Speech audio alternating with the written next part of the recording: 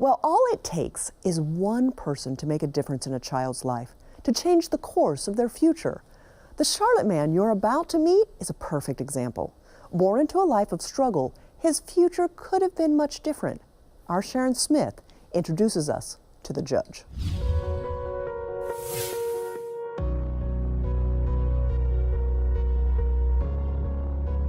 It's easy to walk past the famous quotes about justice and truth wrapped around the Mecklenburg County Courthouse.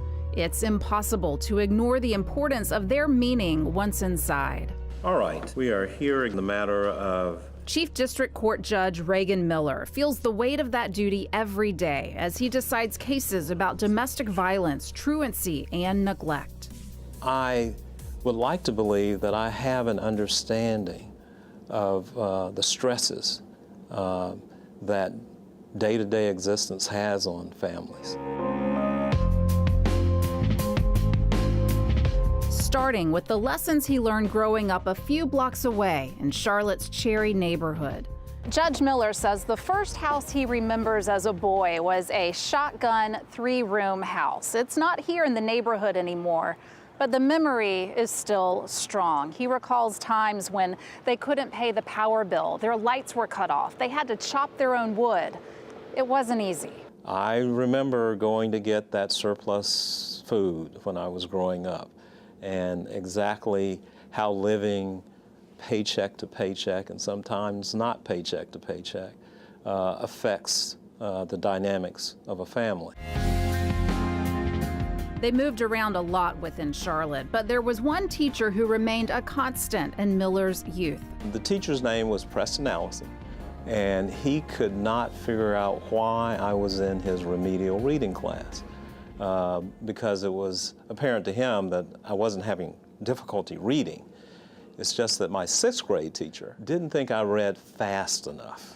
Mr. Allison saw more in the young Miller and lobbied his mother to take advantage of an education program that promoted diversity and upward mobility.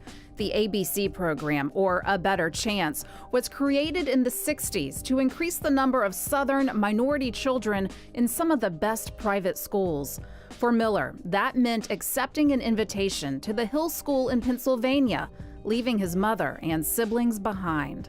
She was really skeptical about this and very hesitant to see her oldest child leave home and be sent into this environment that she had no idea, what would be in store for me.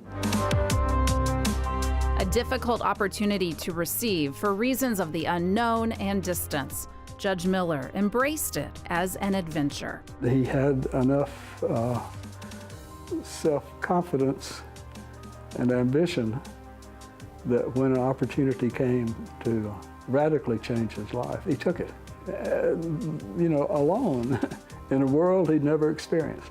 Judge Miller's good friend, Ed Williams, says it's that kind of experience that makes Miller a good leader in the courthouse and in the community. He has a tremendous amount of empathy. He looks at a problem and he doesn't just see a problem, he sees people involved, and he looks for ways that he might have some positive impact on it. Now, if you'll both please put your left hands on the Bible and raise your right hand. Often, Judge Miller sees people at their worst, wanting better, away from crime, out of poverty. He knows it's possible. I tell a lot of them, look, I grew up in the same neighborhood you grew up in, and look where I am now. Do you think you can be where I am now? Well, you have to start thinking about that early. As a kid, law school was not part of his dream. It was being a teacher. And it was a teacher who helped create an opportunity, which eventually led Miller back home to a job where he can make a difference. Sharon Smith joins me now in the studio, and I always love those inspiring stories. Sharon, talk to us a little bit about how he applies his experience in the courtroom.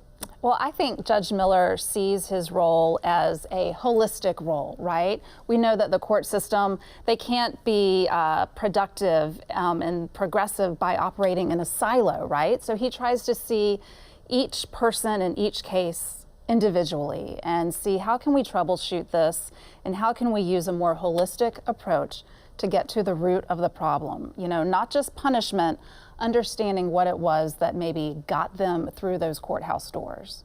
And how does he do that? I mean, that sounds great, but it's probably a lot more difficult to do. Yeah, well, you know, one example that he talked about with me was their truancy court program. Now, we've had truancy court for a long time in Charlotte, but they've helped this program, I think, evolve to specifically address the families who are in it and kind of meeting them where they are. So let's say, for example, there's a child not attending school, his parents are not really involved. They've actually had cases where the judges are going to the schools, meeting the family there, out of that courtroom setting where you feel that pressure and that punishment. They're trying to break that cycle and see how can we fix this program or fix this problem before we get to the court system. So truancy is something they see that let's attack it on the school level, let's get the judge to the school, and maybe that'll have a good effect with the parents. You know, in our past always make a big difference in how we see the present and the future. And because he came from humble beginnings, do you see perhaps that as a judge, he has to be very specific, but perhaps this is how he shows his heart? I think so. I think he believes in that call. I think you can see that in the story when he talks about it. His expression has heart in it. I think when he talks to people in the courtroom, you can see that compassion exude. Of course, he has to follow the law. Of course. You know, you have to be by the book, but I think that you can be by the book and still show some compassion because he realizes what opportunity and intervention on behalf from someone who cares did for him, that teacher. So he wants to be a positive force as well. What a great story. Thanks so much, Sharon, for bringing us Judge Miller's story. We appreciate it. Definitely.